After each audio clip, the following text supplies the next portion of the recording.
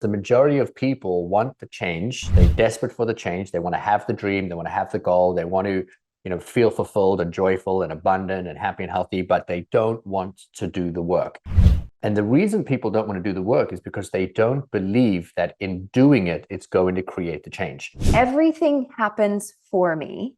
What did I gain from each of these situations? And starting from the beginning in January 2023 and working your way around the year to those high emotion events and being able to go ahead and reframe them so that when you take that first step into 2024, you're taking the empowered step. Welcome to the Empowered Life Podcast, a space dedicated to spreading the message that you have the power within to create everything you seek. So if you're ready to enroll in a new kind of higher learning, the kind that leads to true personal freedom, hang here with us. We're your hosts, Rudi and Anniston, and this is Empowered Life. Welcome to the Empowered Life Podcast. My name is Anniston Ricksteins, and I am joined by my amazing co-host, husband, and business partner, Rudi Ricksteins. And I'm really excited about today's episode. As of recording this right now, we are very near to the end of 2023. And I know a lot of you are probably thinking about, okay, what do you want 2024 to hold for you? What's your main goal? What do you want to achieve? What habits do you want to create? And all of those conversations are incredibly important to have with yourself, as well as with your spouse, your partner, your friends, your family. But we believe that prior to having that conversation, it's really important that you create some time to do some reflection. I think that if you don't create the space to bring in additional awareness to who you are, to what you've done, what's happened, how you're feeling, then you don't have the ability to say, what would I like to change? And if you don't change something, you're going to be repeating the same of what you've experienced. And that's why so many people that come through our business say that today feels like yesterday, yesterday feels like the day before. And then we can guarantee them that if they don't create a change, tomorrow is going to feel exactly the same. Yeah, I think that just sometimes we don't want to actually take the time to really look. Because if we were to have to really look at our own behaviors, which then led to certain results, it can feel a little painful if we didn't get to where we wanted to this year. Maybe you set some goals for yourself in 2024 that you didn't achieve. Well, it's only ever failure if you don't learn something from it.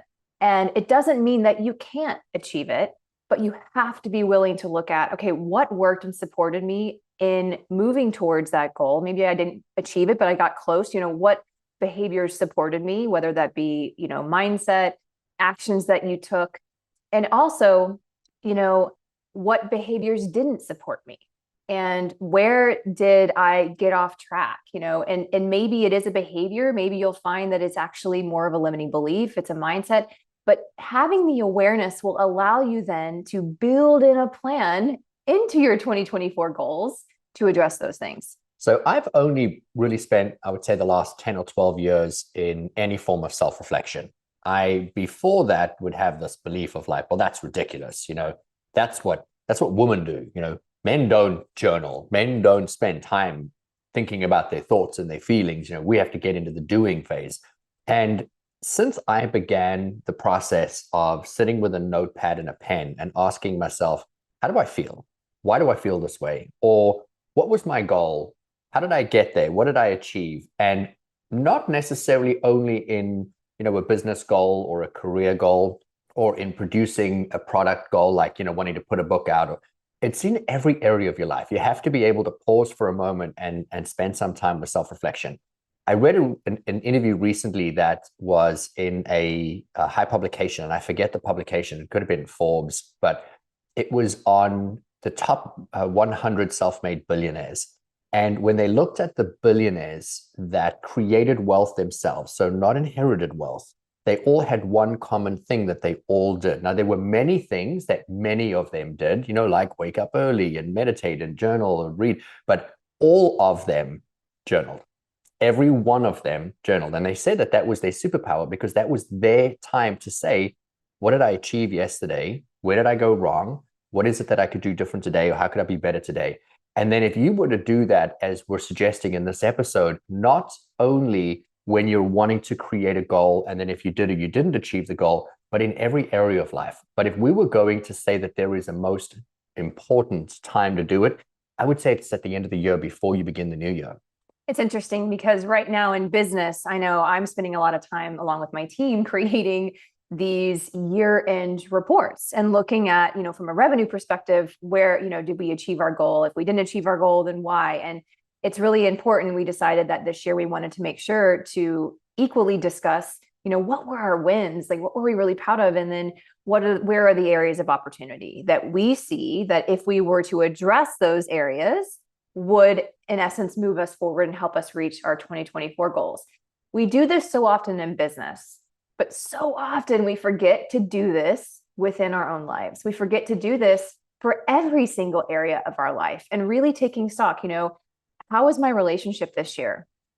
What's the quality of my relationship? How am I feeling about it with not only my partner or my husband, but my kids, my coworkers, my friends? How is my health? Am I feeling really good in my body?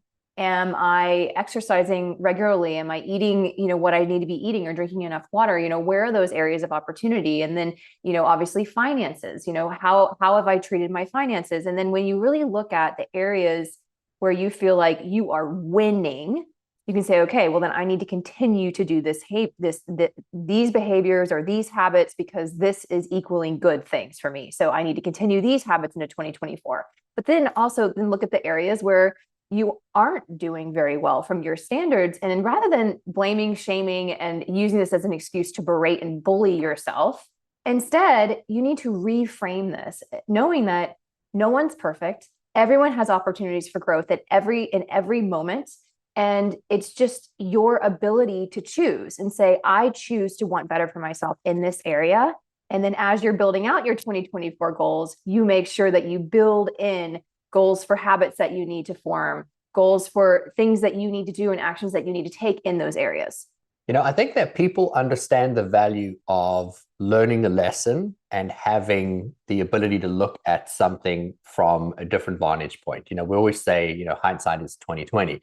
We can buy a book and read someone's journey and learn from their journey and say, wow, that was invaluable information because they achieved something and now I can lessen the time I have to go through that same journey. But rarely do we stop and look at our life to turn around and say, hey, where's our journey and where are our learnings? And so there's really 2 points of focus that I think we need to bring awareness to. And we've touched on both of them, but you need to be able to look at what are your wins. Mm-hmm. And then the reason you're looking at your wins, because we so quickly achieve a win, we do the fist pump and we begin the next action. And we don't pause and say, okay, we did it. How does that feel? And what did we do? And if we could find what was the formula that drove the success, how can we duplicate that? If you are able to duplicate that and bring that into every other area of your life, you're going to be equally as successful in all areas. But then there's also tremendous value in where have you not met that expectation? And I actually want to give you a personal example of when Anniston and I did this at the end of 2022. And I think that a lot of you are going to resonate with this because if you're looking at where are you failing, and I don't like the word failing because failure just means you didn't meet the desired expectation. However, you did take steps to get somewhere, and somewhere between the steps you took and the end goal of what you wanted, that's your area of opportunity. That's your growth. We refer to that in coaching as your gap. And so if you are going to pause and say, what did I want to do? And then what did I do? And what was the outcome that I achieved? And if I could create a shift or create a change, where do I think I could add that? Where could I implement that now so that I could potentially move that forward so that I could get closer to that goal and or achieve or exceed it? For me, I have been doing self-reflection work now for, I want to say over 20 years, but really in the last, as I said, 10 to 12 years is when I really started to put pen to paper so I could go back and actually read the thoughts that I've been having. And one of the topics for me that came up at the end of last year was identifying that I had a revenue glass ceiling. Now, Anniston and I work in limiting beliefs. We are supporting people inside her organization. We support people in other organizations. I do this every single day, coming into companies and looking for people's limiting beliefs of what they believe is possible or what it is that they're doing. And I identified that I've done very well for myself, but I've always only ever done well to a certain standard, a certain level. And for most people, they would say, wow, that's amazing. You should be happy. You should be grateful. But I identified, and it's really interesting because regardless of what I'm doing, where I'm going, I seem to just get to this one point, and that's where I stay. And so at the end of last year, I said to Anniston, I want to break through the ceiling. And so I want to do the inner work to identify, why do I not believe I'm worth more than that? And so I spent a lot of time from December of last year when we began the exercise practice throughout the entire course of the year. And then I would start to see, when I identified blocks, I changed beliefs, I started reaffirming new statements, I started looking for new opportunities, and I started to see these increases in my income.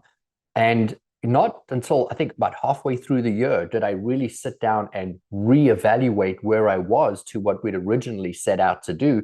And that's when I realized, man, I'm still underneath this. I'm playing really small. And so we did a tremendous amount of work. A lot of it we'll talk about in future episodes, but it had to do with going into a meditation practice, feeling and expanding our minds, our bodies, our energy to what would it feel like to be truly abundant and to have opportunities flowing. And it was almost immediately, I want to say like a week later, I started to have just this influx of abundance, of money, of my phone ringing, of opportunities coming to me. And I mean, I've like 3x my income this year. And the reason I share that with you is not because I'm trying to say to you, oh, wow, look how great I'm doing. We're wanting to show you what are the benefits of you pausing for a moment to look back at your life and say, hey, where can I create an improvement? Because we could have been happy with where we were. But I look at it now, and as we planned for this episode, thinking, man, just if I didn't do the work, if I didn't focus on that, where would I be, and what would my life be, and then more importantly, what would my impact not be had I not done it? 100%. That's a great example. I can share a personal example as well from the end of 2022. I have always had the dream of being a published author, and yet, even though I've written a full manuscript for a book. I've started others, and I love to write. It's a passion of mine, and it's certainly a part of my purpose, I believe. Yet I hadn't been able to get myself across the finish line in terms of actually publishing a book and going through the process of building a book proposal and all of those things. It had felt very big to me. And even though I had tried in 2022 and I hadn't accomplished that dream. And so at the end of that year, I decided I was going to absolutely 100% commit to not only completing a book, but to going through the process of publishing a book in 2023. And I had to really take a hard look at well, why haven't I been able to do this in the past? What were the behaviors and the beliefs that were below those behaviors and the thoughts I was thinking that were causing the behavior? And how can I start to adapt them? And what habits do I need to put into place to ensure that I'm going to get there? And what level of accountability do I need to have? Now, I know we're going to be talking a lot about goals, actually, and I think in the next episode, because we want to support you guys as much as possible in starting this new year with the best energy possible and to really fuel your life and your dreams. But I'm happy to say that because I took that time to actually be really honest with myself about what has stopped me in the past and what I could do this year differently. Because you keep doing the same things, you're going to get the same results. But what could I do differently this year that would bring me a different result, the result that I wanted? And I am now in the process of publishing my book. So it's been an incredible year. It wasn't necessarily easy, but it was far more successful than I've ever experienced in the past. And I believe it's because of how I prepared for it. Absolutely. 100% agree. And what most people don't realize is they're so intimately attached to their thoughts and their feelings, and then the behaviors that they take, that they start to identify that that's who they are, that's how they show up. We're all like that. That was me in the instance of my revenue glass ceiling, and that was you in your book. You would get to a certain point and then you would stop. But it wasn't conscious Anniston that stopped the process of writing or publishing a book. It wasn't the conscious Rudi that said, oh, you know what, I only need to earn this amount of money or create this level of impact. So we override, the subconscious mind overrides our behavior. And that's where the self-sabotage comes in. When you can spend some time self-reflecting and just pausing, hey, where did I get to? What it is that I've done? What can I do differently? How do I feel about what I'm doing? These are just opening questions. We talk on this platform so much about asking empowered questions because they lead to additional information. And with more information, you can make better decisions. The act of stopping and taking out a pen and a paper and a notepad and really thinking, contemplating, going inward. How do I feel about this year? Was this successful? Did I achieve my goals? Am I proud of myself? What could I do differently? If I could redo this year, what would I redo? If I could learn something from this year, what would I want to learn? These are all questions you should be asking. But in that act of doing that, you become consciously aware of some of the behaviors, some of the patterns. And that's how you identify the limiting beliefs. For most people, they're oblivious to their limiting beliefs because, like I had said, they were so close to them and it's just who they've been and what they've always done. So they'll continue to do it. By pausing, you create the space, you create the separation, and then you ask the questions. And now you can consciously make a different decision or choice as you choose to move forward as you go into the new year. What we're really teaching right now is self-coaching. And our goal always is that whomever we're talking to, whether it be a client or a colleague or a friend or a family member, is to empower the individual, that you don't need to rely on somebody else to come in and to fix things for you, or you don't have to have somebody else show you something, but that you start a conscious practice of reflecting on your own life. Where, we've talked about goals and achieving big things, of breaking through glass ceilings, but something else that is really powerful to look back on is, where were you really triggered this year? What were the patterns that came up for you? Maybe the things that just continued, you felt like continued, like the same kind of conversation was happening with different people, or the same kind of problem kept coming up, but in different situations, because that's information for you. And I think that, one exercise that Rudi does with its clients, and I've done before, which I think is really powerful, is to really look back at the story that you're telling of your life. Well, I would argue, I think it's something that you should do every single year, where you look back at, okay, what story would I be telling about this year? And is it a disempowered story where, well, first thing, this guy rammed into my car and then I lost my job and then I did this and did this, you know what I mean? And this person did this to me. And then, a really disempowered victim fused story? Or are you able to look back with the understanding that if everything happens for me, what did I gain from each of these situations? And starting from the beginning in January 2023 and working your way around the year to those high level, high emotion events, and being able to go ahead and reframe them so that when you take that first step into 2024, you're taking the empowered step. You're not taking a disempowered step thinking, oh God, I hope this year is better than the last. If you're starting this year that way, I hate to tell you this, you're going to continue to create the same year over and over and over again. So many times when I speak in front of audiences, I say to them, I'm about to give you one of the most powerful tools, tips, or tricks that's going to irrevocably change your life. But 98% of you aren't going to do it. And then we let that hang there for a minute, because the majority of people want the change. They're desperate for the change. They want to have the dream. They want to have the goal. They want to, feel fulfilled and joyful and abundant and happy and healthy, but they don't want to do the work. And the reason people don't want to do the work is because they don't believe that in doing it, it's going to create the change. People want the change. And if they knew, if I did it, I would have it. And there's the gap. The gap is, if I do this, how do I know it's going to pay off? Because I'm going to tell you now, sitting down and taking a pen and a paper and spending 20 or 30 minutes journaling, that is work. Like, it's not pushing a car up a hill, but it is work. It's hard work because you have to sit, you have to be patient, you have to ask questions. You feel like you're judging yourself. You're looking for successes. And it really is a very intimate process, but it's kind of like a painful process if you just think about the act of having to sit there and do it and challenge your mind and your body. But it's only when you do this level of work do you get the benefits from having the vantage point, getting the hindsight before you get the evidence of it, and then being able to take corrective steps so that you don't repeat the past. This is such a powerful, powerful tool and technique. And for so many of you that are listening, you're going to think, wow, you know what? That makes all the sense in the world. Great episode. You're going to share this. You're going to move on to the next topic, and you're going to pick another episode, and you're going to go want to do something else. And we just want to challenge you. Pull up the freaking handbrake, man. Sit on a couch with yourself, with a pen and with a paper, and do the work, because you are worth the reward that comes at the end of doing this incredible work.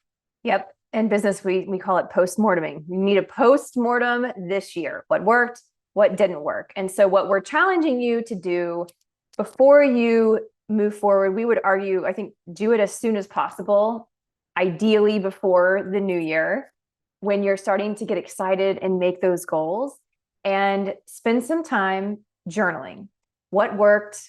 What were my big wins? What didn't work? And what are my biggest opportunities of the things that I need to address this year so that I don't recreate the same situation, the same results, and the same feelings as I did last year. And then as you're building in your goals, which we'll talk to you about in the next episode, you can make sure to pull some of those forward so that they become a part of your goals. And this is where true growth and continued expansion and progress happens. So we really hope that this has supported you today.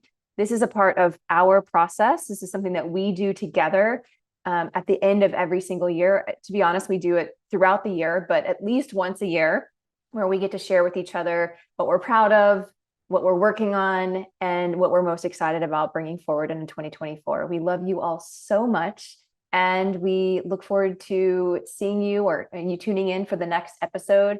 Before you do, we'd just love to ask that you like, share, review, and comment, please, on this podcast if you've gotten value from it. We love, love, love showing up in this space, and we want to get this in front of as many people as possible, and this makes a huge impact. Thank you, and we'll catch you on the next episode.